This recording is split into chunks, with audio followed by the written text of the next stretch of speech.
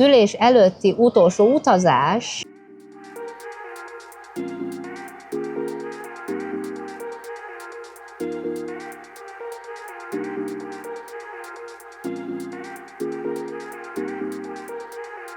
Szóval, mivel nem tudok a seggemen ülni, ezért így több mint 7 hónaposan arra jutottam, hogy szeretnénk még az éves családi utazást megcsinálni. Így tehát elindultunk elég nagy családostól, 2,5 gyerekkel, a nagyszülőkkel, és a mostani desztinációnk nem más, mint Gran Canaria. Azért szerintem ez egy alapvető javaslat minden több gyerekes szülőnek, hogy akkor érdemes ilyen hosszabb útra elindulni, hosszabb pihenésre, hogyha tényleg van segítségünk, ezért nálunk nagyon sokszor van úgy, hogy a nagyszülők is jönnek velünk, így talán 1-2 órácskára mi is el tudunk szabadulni a férjemmel, és így mi is egy kicsit úgymond tudunk nyaralni, nem pedig csak, hogy gyerekeket szórakoztatjuk egy másik országban. Nagyon-nagyon szeretjük az utazást, és a gyerekekkel ugye már kis koruk óta nagyon sokat megyünk ide-oda, és látjuk is rajtuk a változás, amikor egy másik kultúrával, más tájakkal, nyelvekkel és ételekkel találkoznak, hogy mennyire izgatottak, és ezáltal nekik is jobban megnyílik a világ. Itt a csomagolásnál volt egy picit bonyolultabb, kint Kanári-szigeteken azért találtunk egy olyan lakást, amiben van mosógép, és annak ellenére, hogy 12 napra megyünk, nem csomagoltunk azért annyira tele magunkat, hogy időközben azért tudjunk 1-2 mosni, máskülönben túl sok lett volna a csomag. Most az utazáshoz, mivel én még soha nem voltam korábban Kanári-szigeteken, igénybe vettünk egy kis segítséget is, ugyanis a Kanári Kalandok csapattal vettük fel a kapcsolatot, akik segítettek abban, hogy szálláshelykeresésben és programjavaslatban adjanak ötleteket. Szóval nagyon várjuk már.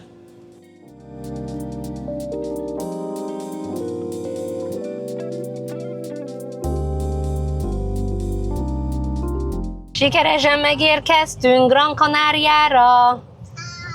How? Mondja a kislányom hátul, hogy igen. A reptérrel mi a Top Cardnál foglaltunk autót, ami az egyik legjobb áron volt, viszont az a hátránya, hogy a többi autós bérlés helytőhez képest ennek volt a legnagyobb sor. Abban úgymond szerencsém volt, hogy van egy priority, elsőbbségi ilyen sor, ahol a terheseknek, időseknek és gyerekeknek adnak gyorsítósávot. Így hát nagyjából egy ilyen fél óra, 40 perces várakozás után már sorra is jutottunk, szóval így sem annyira gyors. Viszont ha esetleg többen jönnétek, akkor érdemes úgy csinálni, ahogy mi is csináltuk, hogy amíg a többiek várnak a bőröndökre, addig valaki kiszalad és elkezd sorba állni, hogy elkerüljük ezt a fél órás, 1 órás, 2 órás sort, mert az nagyon bosszantó lehet a kezdésnél, a nyaralás kezdésnél. Most találkozunk hamarosan Anitával a Kanári Kalandoktól, akitől átveszük a kulcsot. Előtte már WhatsAppen értekeztünk, nagyon sok tippet már így is adott, és nagyon kíváncsiak vagyunk, hogy hova érkezünk. Az apartmanunk amúgy Playa del Curában van, remélem, hogy jól mondom a nevét, és egy nagyon aranyos kis városról van szó, sok kis étteremmel, és Google Maps-en már előtte azért megnéztem, hogy hova szeretnénk menni este. Hát vagyis én hova szeretnék menni, és a család majd követ engem. Foglaltam egy 8 fős asztalt, vacsira, természetesen spanyol ételekkel, szóval nagyon várom már, és majd bejelentkezem onnan, hogy milyen kajákat rendeltünk. De először vegyük át a kulcsot. Megérkeztünk. Itt a nappali. Már néztük, hogy van Netflix, ami szuper jó. Főleg a gyerekeknek. És itt az erkély. Jaj, van babaszék is. És a kilátás.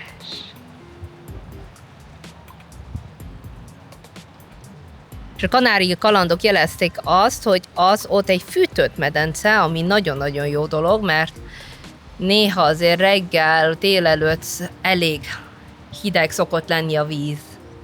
Jaj, hát ez nagyon szép. Szerintem itt fogok hemperegni egész nap. Hihi. Nézzük a hálószobát, a főháló.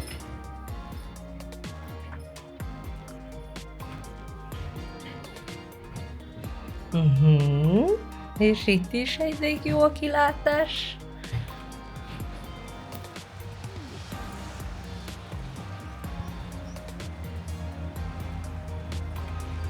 Ott van. Itt a második hálószoba. 2 ágyal. Jaj, de szép.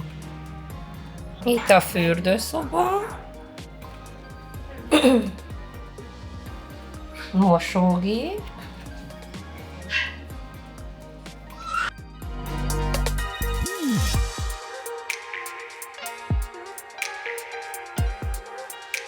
Itt a konyha.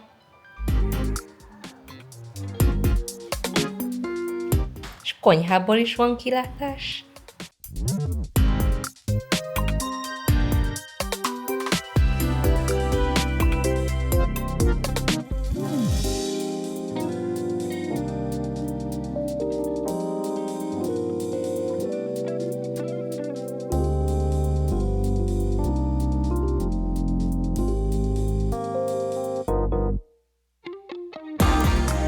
Megérkezett a vacsorához a kötelező sangria. Persze csak megkóstolom. Sajnos én ilyen alkoholos italt most nem ihatok. És itt vagyunk az El Jardin de Jacquin nevű helyen. Elég jó ratinget kapott a Google Maps-en, de igazából nekünk szerintem most teljesen mindegy is, mert annyira éhesek vagyunk, most már este 8 óra van. Ugye 5 órás vizer egyenes járaton vagyunk túl. A gyerekek elég jól bírták, viszont utána ugye az autóbérlés, érkezés, apartman átvétel, alapvetően nagyon-nagyon jól ment minden, de most már nagyon-nagyon éhesek vagyunk.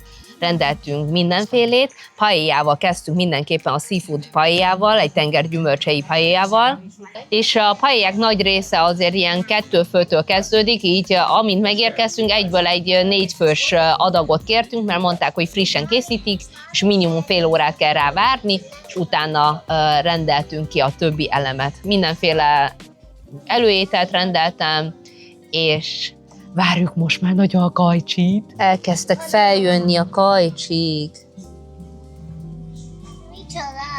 Egy kis grillezett polip, kis burgonyával, salátával. Ah, thank you! Egy kis rántott tintahal. Majd szólok is egyet.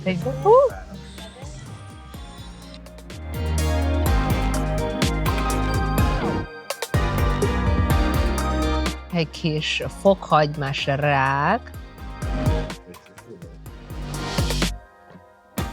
Megjött a halacska. Lehet, hogy szokásomhoz híven megint túlrendeltem, de hát ilyen, amikor az ember éhes. Ez valamilyen filé, halfilé. És megjött az este fénypontja.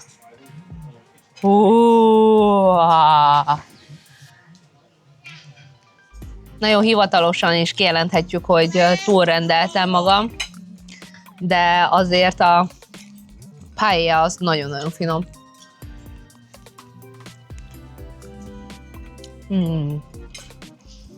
Jó sok tengergyümölcsei van benne, nagy darab rákok. Elégedett vagyok. Nagyon boldog a pocak. De ez a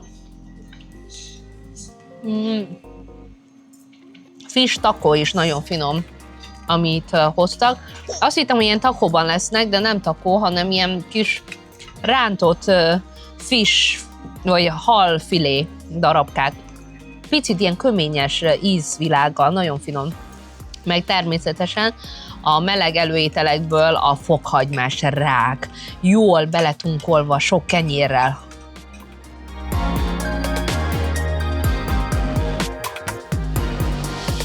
Este kiugrottunk a Puerto Rico nevű kisvároshoz, ahol elég nagy az élet. Itt nagyon egységes városképpel tudunk találkozni, tele fehér épületekkel. Nem is tudom, hogy mire emlékeztet, mondjuk ilyen kicsi Santorini is, mondjuk nem teljesen, de elég szembetűnő a sok fehér épület. Találtunk itt egy kis éttermet, itt a sétáló utcában.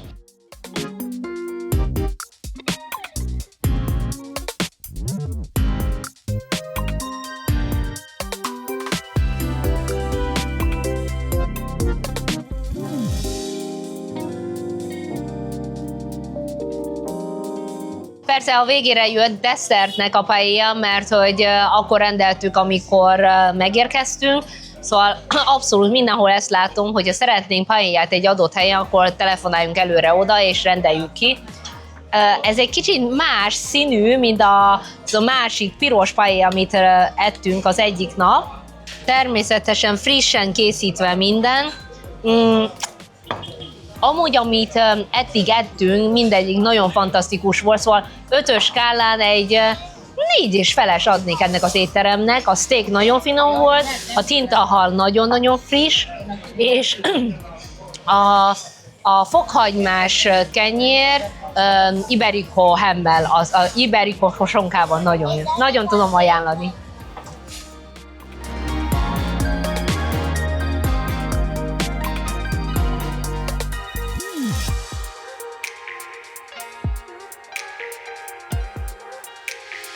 Az, amit lehetett észrevenni, hogy annak ellenére, hogy nem olyan nagy ez a városka, vannak különböző ilyen piacosabb része és modernebb része is, amit mindjárt meg fogok nektek mutatni. Puerto Rico nagyon-nagyon közel van innen a Playa del Curától, kb. Netto 3 perc autóútnyira volt, ami nekem nagyon-nagyon tetszik, mert amíg ez a város egy picit hangosabb, turistásabb, a Playa del Cura viszont sokkal csendesebb és rivierásabb hangulatot kelt. Nagyon tetszik, hogy nagyon gyorsan ide tudunk érni. Szerintem kicsit jó, hogy mi a csendesebb résznél lakunk, és ha kicsit szeretnénk tömeget látni, akkor ide jövünk Puerto Ricóba.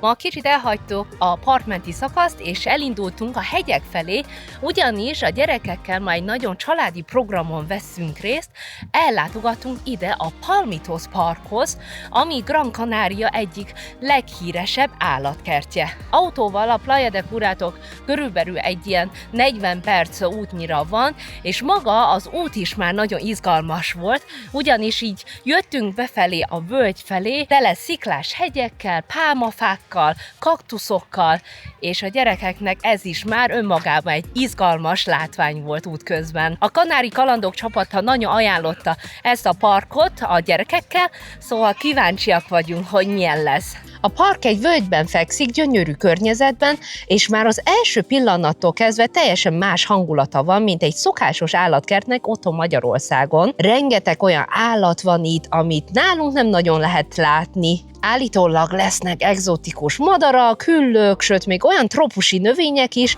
amik teljesen ismeretlenek számunkra. Szóval nagyon kíváncsiak vagyunk, hogy miket fogunk látni. Adél, te melyik állatot várod le legjobban? Szerinted mi lesz? Delfin. Delfin! Nézzük meg!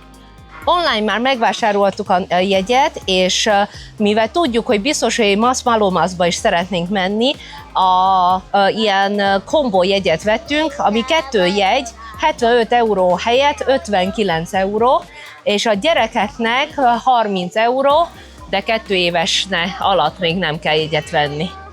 Felnőttek a kombó jegy 59 euró 75 helyett, és a gyerekeknek a mi esetünkben 3-4 éves korig 30 euró helyett 22 euró a kombójegy, de ha csak külön szeretnétek idejönni, akkor még olcsóbb a jegy.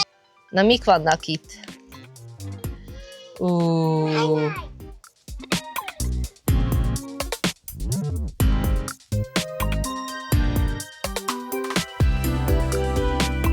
Már a bejáratnál kiszúrtuk ezt, és már előre látom, hogy erre szükségünk lesz.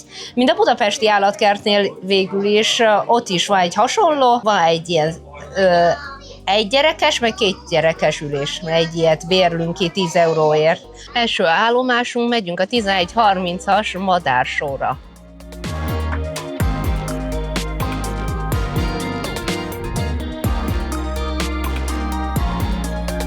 Egyáltalán nincsenek sokan itt június végén, és nagyon tetszik, hogy az egész parkban annyi fa van, hogy a nagy melegben se lehet érezni, és nagyon szép árnyékos az egész parkrendszer, kis vízesésekkel.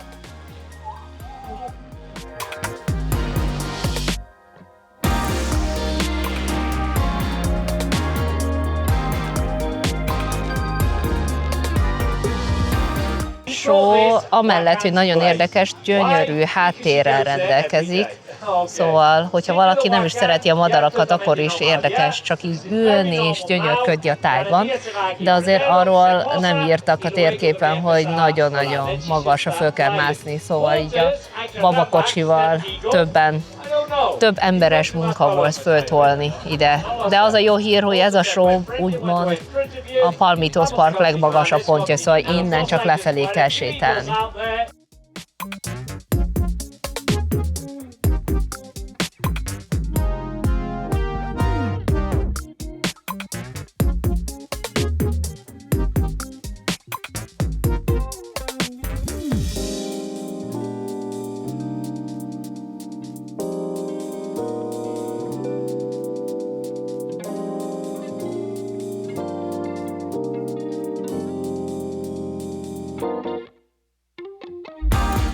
Lehet itt papagájt etetni 2 euróért, ilyen kis fehér kis löcsivel, ez nagyon érdekes szerintem, de előbb azt hiszem pont leszart egy madár.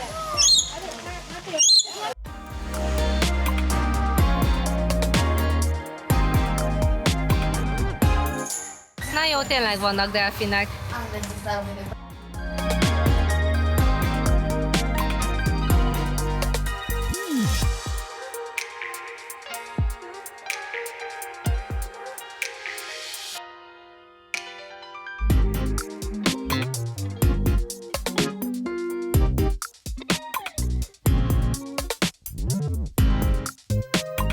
Titkos küldetésünk, hogy a 12 napos Playa del Curra itt létünk alatt kipróbáljuk az összes itt található éttermet. Jó, ez a vicc része, de igazából egész napos túrázás és programozás után nem nagyon volt kedvünk kimozdulni a házból, és tök jó, hogy itt az apartmantól 2-3 perc sétányira nagyon sok étterem közül lehet választani. Most már azért egy pár napja ettünk spanyol ételeket, láttam, hogy itt a közelben van egy marokkói étterem, és arra gondoltam, hogy most kicsit eltérünk Európától, és eszünk valami mást.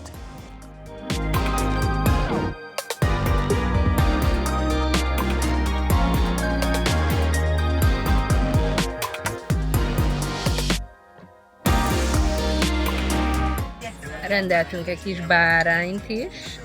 Szóval mai nap amúgy egy ilyen nagyon kellemes csalódás, mert hogy a Palmitos Parkban nem meséltem, hogy délben siettünk, és ettünk hotdogot, hamburgert a központi büfében, és annyira finomak voltak, hogy egyáltalán nem számítottunk rá, mert ugye ahhoz vagyunk hozzászokva, hogy milyen rossz, hát drága és íztelenek ezek a tematikus parkos ebédek, vagy kaják, de nagyon kellemesen csalódtunk, szóval hogyha mentek a Palmitos Parkba, akkor egyetek ott, teljesen tudom ajánlani, és ez a kis marokkói étterem is. Az előételek fantasztikusak voltak, most a főétel, amiket kóstoltam eddig, ezek is nagyon jók.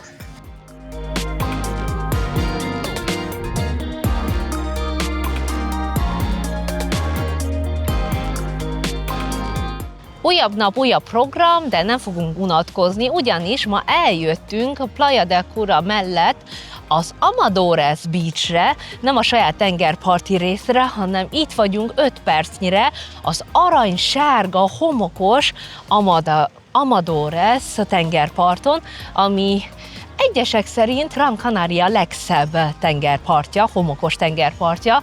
Korábban már mutattam nektek a saját tengerparti részt, ahol inkább ilyen sötétebb homok van, nagyon finom szemcsés, viszont látványában nem annyira kecsegtető, de ha ti is jobban preferáljátok az aranysárga, homokos partokat, akkor ide Amadoresbe érdemes eljönni, és amellett, hogy gyönyörű itt a part, nagyon-nagyon sok étterem között lehet választani, sok üzlet van, így ha esetleg megéheznél, vagy szeretnél vásárolni valamit, akkor egyszerre ezeket is meg tudod tenni. Látszik, hogy amúgy ez a rész teljesen ki van alakítva a turistáknak már, mert tele vannak napozó ágyakkal. És ami nagyon jó, hogy ha időben jöttök délelőtti órákban, most 10 körül jöttünk, akkor bőven van ingyenes parkolás is itt fönt közvetlenül a part fölött, és az is látható, hogy amellett, hogy napozni, tengerpartozni tudtok, lehet nagyon sokfajta sportolási, vízisportolási lehetőségek közül választani. Szóval relaxálás ide-oda, de azért nem fogunk unatkozni. Napjára a napozóágynak 5 euró, és a napozó ernyő 5 euró, de lehet ilyen kompót is kérni, hogy 2 ágy, 1 napernyő, 15 euróért egy napra. Hát ebben igazából nincsen kedvezmény. Amadores Beach, vagyis a Playa de Amadores az a hely, ahol az ember tényleg úgy érzi, hogy megérkezett a nyugalom szigetére. A nyughaként főleg az egyik legnagyobb érték az, ha egy strand nem csak gyönyörű, de biztonságos is, és ez a hely pontosan ilyen. A víz szinte tükörsima, nincs hullámzás, mert 2 móló védi, így a gyerekek is bátran pancsolhatnak benne. Ami nagyon érdekes, hogy ez az aranysárga homok nem természetes, hanem behozott, fehér, puha, finom szemcsés, olyan, amit ritkán látni Európában. Ebédre olasz kaját választottunk, 4,9-es ratinggel. Én a kedvencemet, a tengergyümölcsei tésztát választottam, fekete tésztával. Nagyon jól néznek ki az ételek. Ugye kóstolok gyorsan itt hasznosba egyet.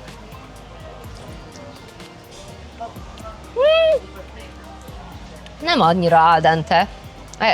Puhább szerintem, mint az al dente, de kinézetre nagyon-nagyon finom.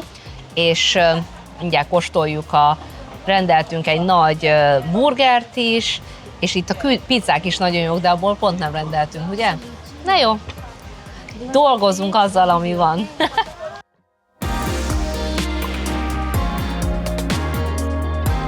Tengergyümölcseiből van bőven, de szerintem szószból rakhattak volna egy picivel többet. Kicsit szószszegény, kis só meg fekete bors. Ugye? Kis só, mert fekete.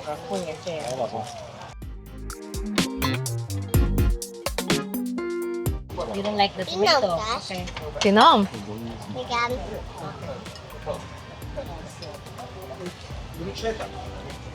Hát üres tányérok maradtak, mert éhesek voltunk, de őszintén szólva nem volt életem legjobb olasz kajája.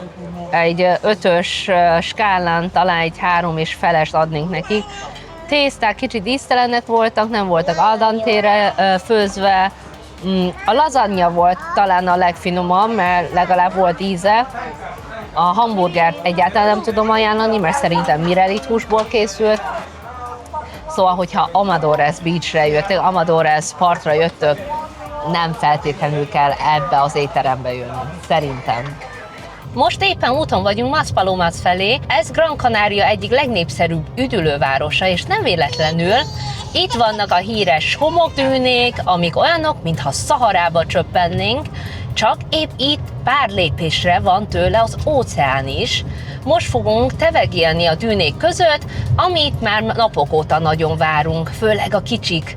A tevefarm a természetvédelmi terület szélén van, és már előre lehetett foglalni online, 18 euróba került a felnőtt jegy, és 3 éves kortól pedig 13 euróba került. Azt javasolták, hogy időben jöjjünk ki, hogy elkerüljük a nagy sorokat, így korán reggel már elindultunk, és a 9:30-as regisztrációra foglaltunk időpontot. Meglátjuk, hogy mennyi idő alatt jutunk tevéhez. Egy dologra azért ügyelni kell, hogy 100 kg személyenként a súlyhatár, így nem mindenkinek való a tevegelés, viszont szerintem ha nem is ültök tevére, akkor is nagyon-nagyon érdemes ebbe a városba menni, de mutatom a többit később. Mindjárt odaérünk, és nagyon izgatottak vagyunk. A városi parkolóban parkoltunk le, ami állítólag 5 percnyire van. Nagyon jó, hogy jegyvásárlás után már küldtek egyből egy térképet, meg hogy hol érdemes parkolni. Amúgy fizetős parkolóról van szó. Most nem látok senkit. Te látsz valakit? Nagyon kevés ember van. Vasárnap van. Parkolási díjak. 1 óra 1,65, 2 óra 3,10. Ja, indulás!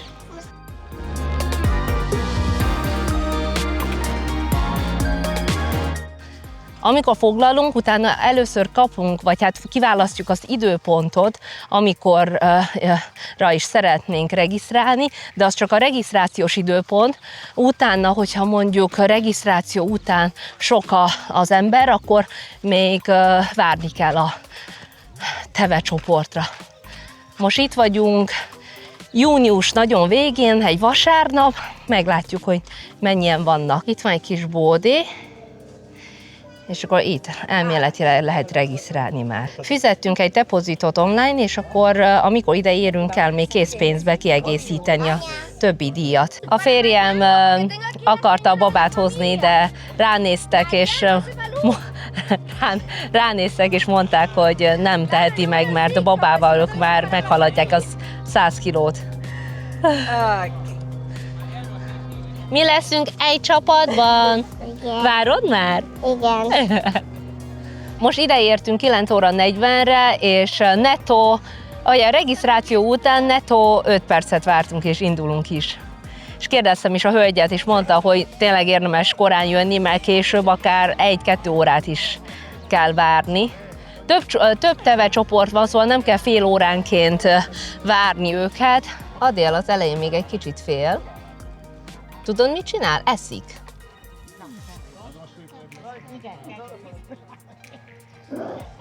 Igen, te nem akar oda menni. Nézd őket? Látod? Igen, indulunk.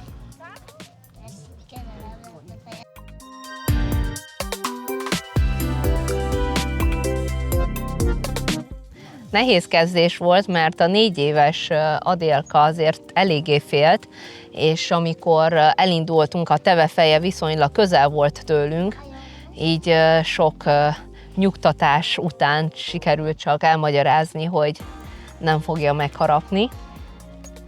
De a kicsi viszont, a 1,5 éves, anyukám ölében így nem nagyon zavartatta magát, így ül, nézelődik.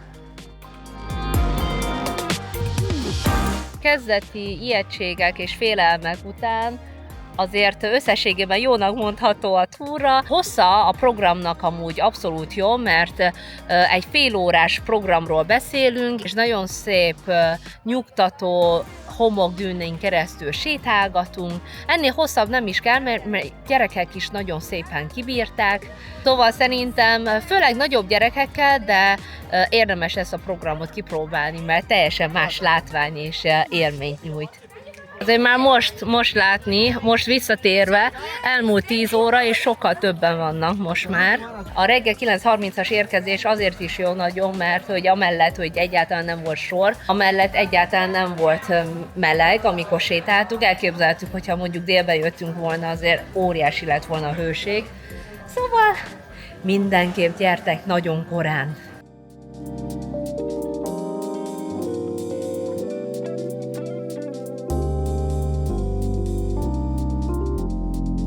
Ha már itt vagyunk a közelben Maspalomasnál, akkor eljöttünk a Sioux City nevű vadnyugat tematikájú stúdió vagy kis játszópark. Szoktak itt filmeket is forgatni, de nagyon sok előadás, meg állítólag állatsimogató is van. megnézzük, hogy tetszik a 4 évesünknek. Becsöppentünk a vadnyugat világába. Ezt a parkot 1971-ben építettek egy Spanyolországban forgatott vándor westernhez. Később megőrizték, és még működő tematikus parkként él jelenleg. A parkba érkezve tényleg kicsit, mintha időutazást tettünk volna. Amerikai vadnyugat hangulatot kelt. Különböző show-k vannak, mi most már délutánra érkeztünk, így nem láthattuk a főműsort, ami 11:45-kor volt, de a város főutcáján néha banditák rabolják ki a bankot, a sheriff fegyverével oltja a lángot, lovasparádé, szóval nagyon érdekes műsorok vannak. Délutánra még egy színházi műsorra ide tudtunk érni, és a park területén, ahogy látjátok, van egy pici állatkert, bölények, kecskék, pónik, szóval pici gyerekekkel kis ilyen állatsimogató élmény, vagy lovaglás is belefér. Összességében kb. 2 órát voltunk itt, bőven elég szerintem egy 4-5 éves gyerekkel, főleg szerintem, hogyha a fiúkkal jöttök, akkor érdekesebb, mert hogy Adél nagyon nem tudtam értelmezni a vadnyugati világot, de nagyon jó volt az állatsimogató, meg tudtuk neki mutatni a különböző épületeket, és a műsor is nagyon jó pofa volt. Ettünk is egy kis csirkeszárnyat, ilyen Kentucky Fried Chicken-szerűt, KFC-szerűt, az nagyon fincsi volt. Na most irány haza egy jó kis siestára. Túl későn indultunk, és nem tudtuk a gyerekeket elvinni a Holiday Worldba, így keresnem kellett egy éttermet, aminek van ilyen kis gyerekjátszó része, és emlékeztem, amikor a Palmitos Park felé mentünk, ki is néztem ezt az éttermet. Hát a sors úgy hozta, hogy visszatértünk ide.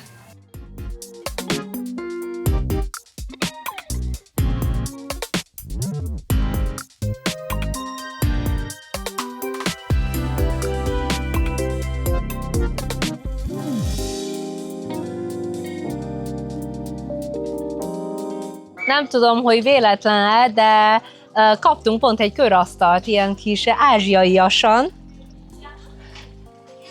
Nagyon tetszik, és pont vele szemben van a gyerekrészleg. Ez tökéletes a gyerekeknek.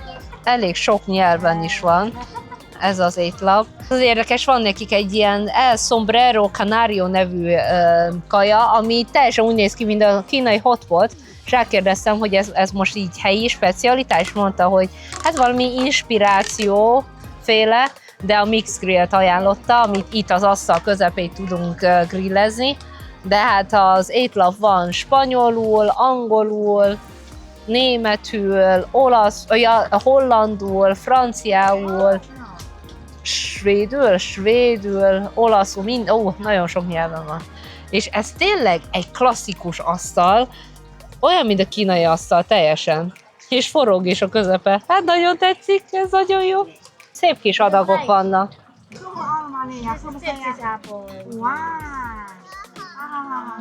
De jól néz ki. Itt egy kis filet mignon. A hűtő miatt rendeltünk mindenféleképpen egy grillt, és ez a mix grillünk, itt van nyersen, de hát kaptunk mellé még ilyen kész köretet is, és a körethez egy borda is van. És jön a chicken kebab. Ez is mi? Ez is jól néz ki. Wow. Anyu már azt mondja, hogy lehet, hogy vissza kéne adni a mix grillt, mert az, ami a tányérunkon van, az már elég jó adag. De szépen leesik a csontról, nézzétek. De jó.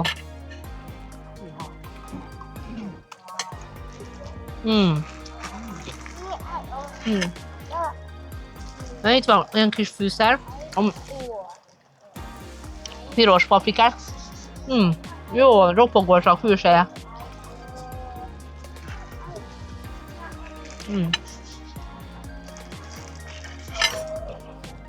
Ez ilyen köretes borda. Mindjárt jön a barbecue. Itt megjött a grill. Aha. You like a pepper? Yes, please. Give me. Nóng nhỉ? Hay á. À, thật hả?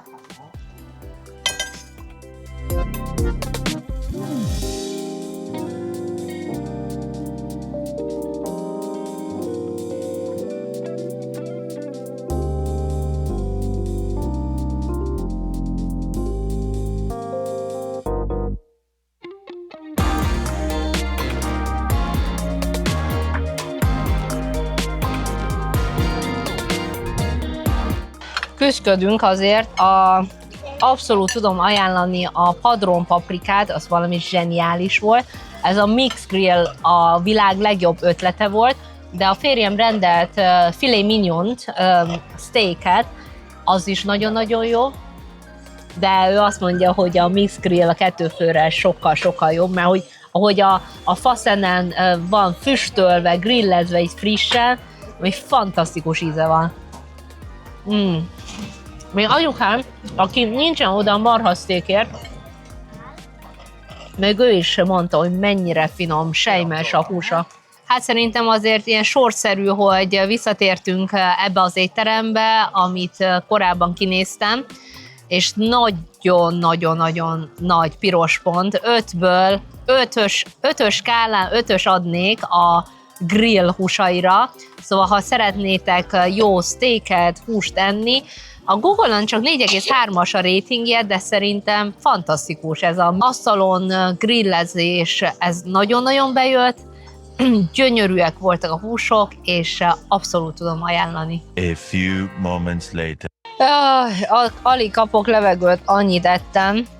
Azért megkérdeztem így a kaja végére a pincértől, hogy ez az étterem mióta van, és azt mondta, hogy 1987 óta van ez az étterem, szóval amit itt látunk, az idők során épült fel ilyen állapotra, szóval nem ilyen gyorsan felhúzott díszletről beszélünk.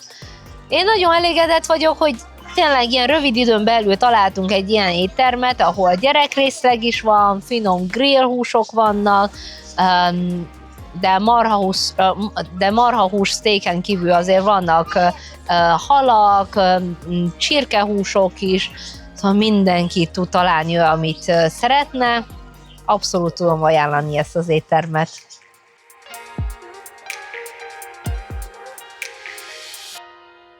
Las Palmas a Kanári-szigetek legnagyobb városa, Gran Canaria északkeleti partján fekszik. Város lakossága kb. 380 000 fő, de a teljes városi agglomeráció ennél is nagyobb.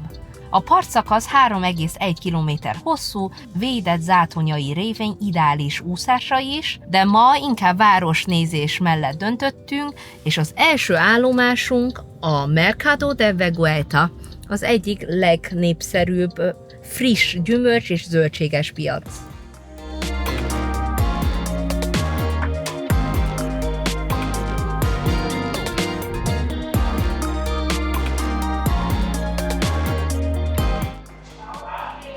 Itt a piacon az a jó, hogy nem kell nagyon tolakodni, amikor sokan vannak, mert vannak ilyen sorszámok, amiket ki lehet húzni, és ott a képernyőn ki szokták írni, így elkerüljük az esetleges pofátlan vevőket, akik beállnak elénk. Félután 2-ig van csak nyitva ez a piac, így érdemes korán jönni.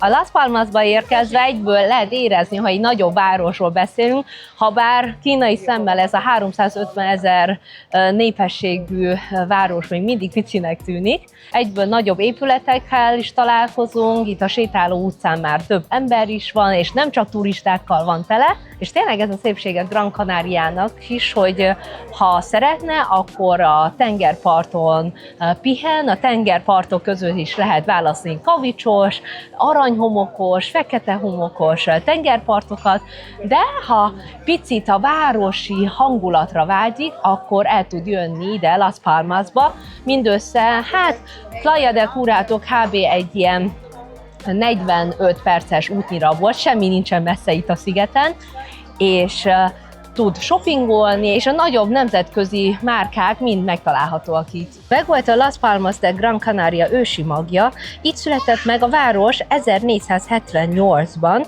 és 73-ban elnyerte a Conjunto Histórico Artístico Nacional címet, azaz élő védett történelmi örökség lett. Az óváros kanyargós, macskaköves utcái, faerkélyes házsora és a szárazföldi spanyol kereskedés és Kolumbusz emlékének otthont adó épületek mind-mind a város alapjait őrzik. Itt a Vegoetában sétálva nagyon tetszik az a hangulat, hogy egyszerre régi és élő, ahogy a piaci hangulat, a macskakövek és a művészet találkozik egymással egy helyen, és gyönyörű kis éttermek is vannak itt. Keresünk egyet ebédre? Természetesen.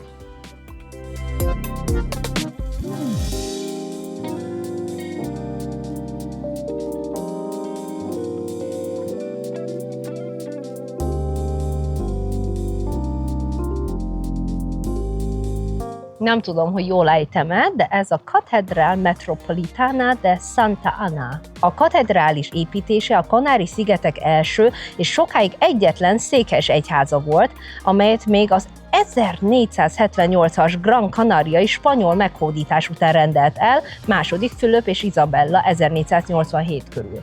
Az épületben 3 építészeti stílus nyelv keveredik, a gótikus, reneszánsz és neoklasszicista elemek is jelen vannak. 1974-ben nemzeti történelmi művészeti emlékké nyilvánították. Itt a katedrális mellett találtunk egy kis éttermet, nagyon kis cuki, modern stílusban, és vannak itt kint kiülős helyei is, közvetlenül a katedrális téren. Jaj, de jól néz ki! Anya, Csirkekockák. anya. És főételnek rendeltem egy olyan tálat, ami úgy nézett ki, mint paella, de a pincér elmondta, hogy ez nem paella, hanem az a neve, hogy arroz meloso. Jól mondom? Ami szó szerint azt jelenti, hogy krémes rizs, angolul úgy is fordították, hogy rizsleves. Azóta értelmeztük, és szerintem ilyen kis porridge, vagy rizskása-szerű tengergyümölcseivel. Meglátjuk, milyen lesz. Nice. Buon appetito. Thank you. Tényleg az ilyen rizottós. Igen, de nem szabad risottónak hívni. Nagyon-nagyon-nagyon krémes, de nem ilyen, de a rizs viszont puha, nem olyan, mint a rizottós. Nagyon. Hát a desszert sem néz ki rosszul, és jó nagy adag. Can we have one more small? Szerintem megint sikerült egy tök jó éttermet találnunk, nagyon-nagyon tudom ajánlani a kroketteket, a padron paprika ismét nagyon finom volt, és ez a nem risotto, hanem arizo, mindegy, krémes rizs, ez nagyon finom, és a férjem rendelt egy Angus steak szeleteket, amihez külön adtak ugye vaslapot, fantasztikus ízű. De a többieknek a kajája is amúgy egy az egyben nagyon dicséretes volt. Tudjuk ajánlani ezt az éttermet is, itt Las Palmas de Gran Canariában.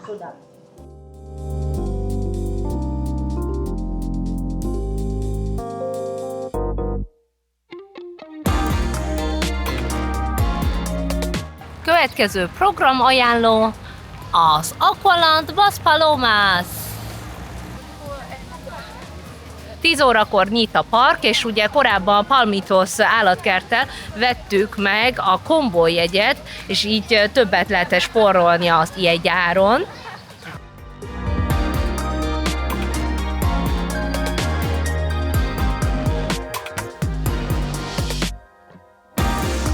Óriási a gyerekrészleg, ami egy kicsit furi nekem, hogy a belépőjegyen belül nincsen benne a napozó ágy, ez még 5 euróba kerül ágyanként. Nagyon sok kisgyerekbarát csúsza van, itt ez az 1, 2, 3, 4, 5, 6, a másik oldalon van még kb. 4-5 darab, és azokra a csúszákra csak 1,40 alatti gyerekek ülhetnek föl, szóval az Adél lányomnak nagyon-nagyon jó ez a csúsztapark rész. Egy szerdai napon jöttünk, reggel 10 óra 20-ra, egyáltalán nem voltak sokan, és a sorok se voltak, de azért látszik, hogy lehet ilyen fast track jegyet venni, ilyen gyorsítósávosra, szóval ezek szerint biztos vannak olyan időszakok, amikor azért hosszabb a várakozás, de most ma nagyon szellősen vagyunk, és nagyon jó, hogy nincsen tele tömeggel. Reggel bekentük a gyerekeket, és akkor beállítottunk egy ilyen 1,5 órás időzítőt, és így mindenki meg is úszta leégés nélkül.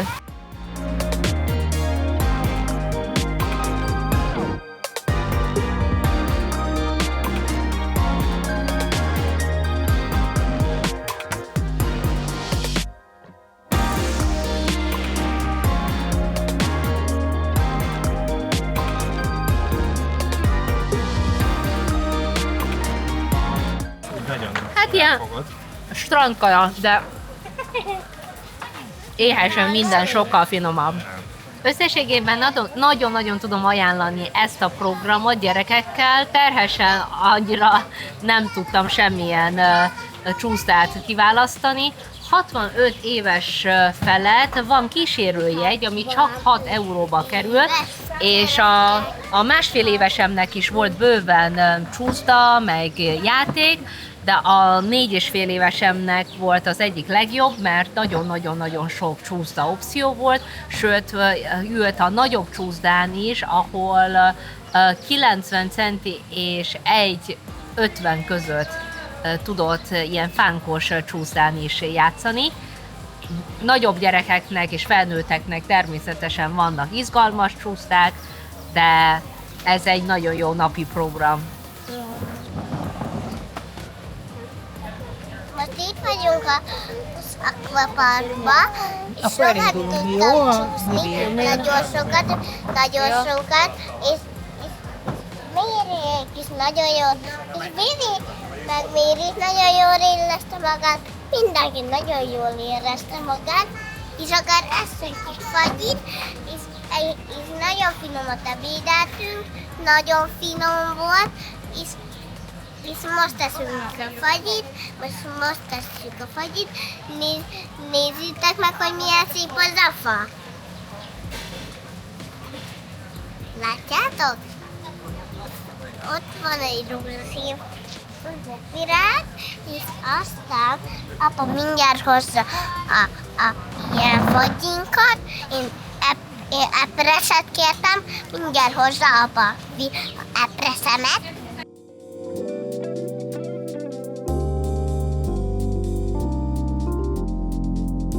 Kiszabadultunk kettesmely kis randira, hagytuk, hogy az este vezessen minket, és így bukkantunk rá erre a kis gasztró gyöngyszemre. Minden fogás kiemelkedő volt, de a padlizsán vitte a prímet. Ilyen finoman elkészítve még soha nem ettem. A Mi Vida Mogán ízvilága igazán egyedi, még akkor is, ha az interiőr kicsit csicsás az én ízlésemnek. A gasztró élményen ez semmit sem rontott. A mai nap most is élményekkel teli volt, jöhet az alvás, holnap pedig folytatjuk az élménybeszámolót. Jó reggelt mindenkinek! Péntek van, és pénteken az egyik majdnem kötelező program a Puerto de Mogánban a pénteki piac. Jaj, följebb van? Följebb van. Pénteki piac. Ott.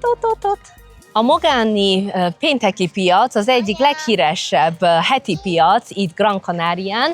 Itt a piac soron elég hosszasan találhatóak, hát szerintem sok kínai áru, de azon kívül vannak kézműves tárgyak, vannak friss zöldségek, gyümölcsök, szóval szerintem abszolút egy érdekes látványosság így. Ha nem is veszünk semmit, akkor is érdekes ide eljönni. Itt a piac előtti téren ki van írva, hogy pénteken teljesen ingyenes a parkolás, így hogyha autóval jövünk, akkor nagyon könnyen le tudunk parkolni, és azért látni a tömeget, nézzétek! És természetesen a piacozáson kívül maga a Puerto de Mogán városa is nagyon gyönyörű, neki is van egy picike tengerparti része, szóval hogyha szeretnénk ide jönni tengerpartozni, és nem akkora helyet keresünk, mint Amadores, akkor ide is érdemes jönni, illetve nagyon szép kis éttermek is vannak, tengerre néző kilátásokkal, szóval ebédkor mi is fogunk keresni egy kis helyi éttermet. A piac mellett bőven találhatóak ilyen üzletsorok is. Ugye egy egész napot el lehet tölteni shoppingolással is Mogánban.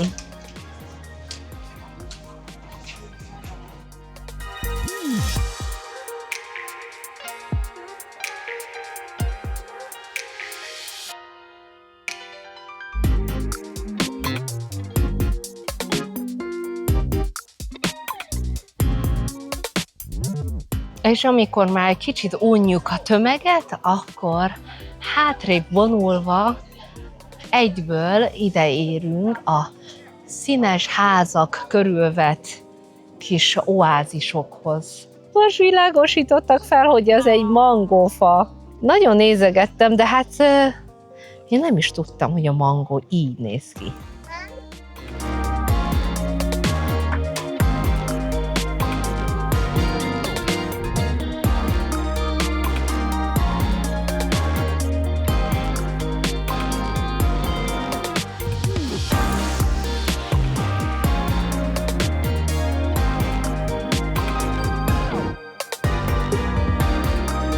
Itt a Mogán kikötőben azért nagyon érdekes, mert nagyon körülnézve, nagyon sok jó rétinggel rendelkező étterem van, és most emellett az étterem mellett döntöttünk, ami ismét egy tipik spanyol tapaszos étterem. Ott voltunk egyik nap a Mi Vidában, az volt az a nagyon-nagyon jó étterem, amit ajánlottam nektek a különleges fogásaikkal, és most pedig a szomszédságában található, hát ahol, vagy innen olvasva ahol, és itt is látni, hogy nagyon tipik turista fogásoknak is nevezhető ételek vannak. Oh, soup! Hi! Thank you! Paella helyett egy fekete rizses paellát kértem. Hát elsőre annyira nem túl kecsegtető. Mindjárt megnézzük, milyen az íze. Nézzük meg, milyen ez a fokhagymás rák. De jó pikáns. De a napokban ez már a negyedik fajta, amit ettünk. Ez a top 2-ben benne van szerintem. Jól van fűszerezve, kellően sós, fokhagymás. Nagyon jó. És már napok óta szemezgetek a levesekkel is, most rendeltem egy tenger gyümölcsei levest. Ez jól meg van pakolva, és ilyen sűrű, paradicsomos alapú leves. Jó borsós is, nagyon finom. Most pedig jöjjön a kinézetre nem túl kecsegtető fekete rizses paella. Nézzétek! Feltételezem, hogy nem Mirelit tengergyümölcseiből. A rákból látszik, hogy teljesen friss.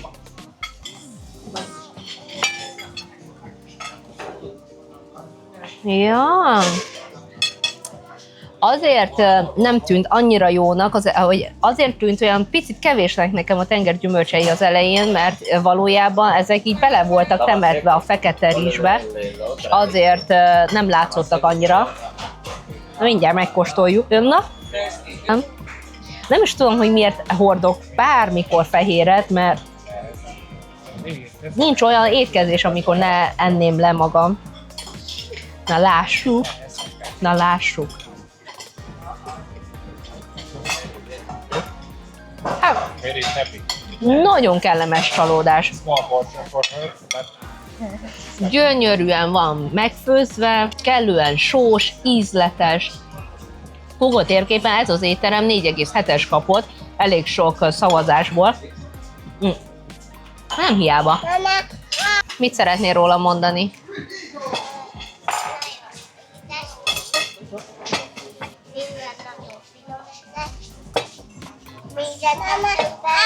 Mézet raktak be. Ja, igen. Nagyon ekkora, rákválni ekkorára. Egyél. Mutasd meg, mennyire finom. Mutasd, mennyire finom. Azt a... Szóval a pálya tetején csak ezt a rákot láttam, ami látszódott, a tetejére díszítésnek volt. És akkor néztem, hogy azért nincsen tele tengergyümölcseivel, de azért itt a kagylókból is így fekete tintával tele van pakolva. Fantasztikus. Ez egy nagyon kellemes csalódás, hogy itt ennyire turisztikai helyen ilyen sok jó kis étterem van. Most beültünk ugye a rating alapján az egyik legforgalmasabb étteremben, fantasztikusak voltak az ízek, sőt azt mondom, hogy így az utóbbi napoknak az éttermezései közül ez az étteremnek a kajája top 5-ben benne van. És a szomszédban is ugye a másik étterem más-más ételekkel, de abszolút jó. Tudom ajánlani.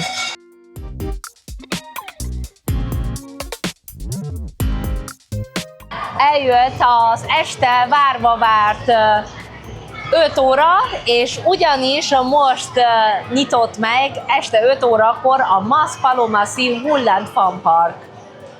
Hát egy mini vidámpark a 90 centi feletti gyerekeknek. Jegyárak amúgy úgy vannak, hogy 14 éves kortól 64 éves korig 13 euróba kerül a jegy, és most először a gyerekjegy 90 centi magasságtól 13 éves korig a jegy 16 euró, és aki nem éri el a 90 centit, nekik ingyenesen van, és most nagyon sokat spóroltunk, mert terhesen is ingyenesen be lehet belépni, mert a legtöbbre nem ülhetek rá. Szóval én kaptam egy fehér karszalagot, és ahogy belépünk, a különböző hullámvasutak vagy játékok ingyen vannak, viszont különböző magasságokhoz van kötve.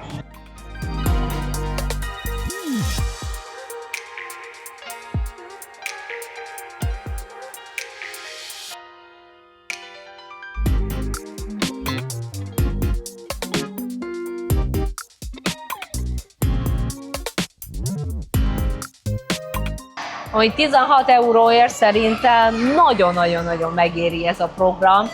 Főleg, hogy a gyerekek így bármit játszhatnak, bárhányszor, és ez fantasztikus élmény. Hogyha én ilyen kicsi lennék, akkor biztos nagyon-nagyon szeretném én is ezt a programot. Így terhesen sajnos csak nézni tudom őket, meg élvezettel látni, ahogy élvezik a játékot. Azt feltételezem, hogy amikor kicsit lemegy a nap, akkor többen lesznek, mert azért mégiscsak péntek van, de most így június vége felé nem számít főszezonnak itt a Kanári-szigeteken, és gondolom ezért sincsen nagy tömeg, ami egy nagyon-nagyon-nagyon piros pont. Most itt a fedett résznél játszunk, és amikor kicsit lejjebb megy a nap, akkor kimegyünk a nagy hullámvasutakhoz is. Apát is felültetjük néhány nagy hullámvasútra.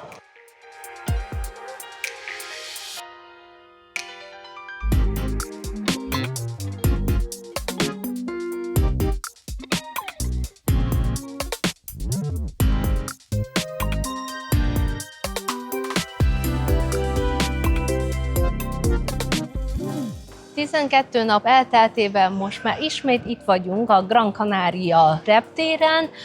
Szuper kis utunk volt, bőven volt időnk pihenni, volt időnk körülnézni. Remélem, hogy sikerült nagyon-nagyon sok helyet bemutatnom nektek, de a Kanári Kalandok bemutatásával sikerült egy szuper kis apartmant találnunk, nagyon-nagyon jó programokat ajánlottak, fantasztikus éttermeket, és amellett, hogy Gran Canaria szigete éghajlatában és látványosságaiban is nagyon változatos, szerintem mindenki megtalálja a saját magának való pihenési módot, vagy aktív pihenést is akár.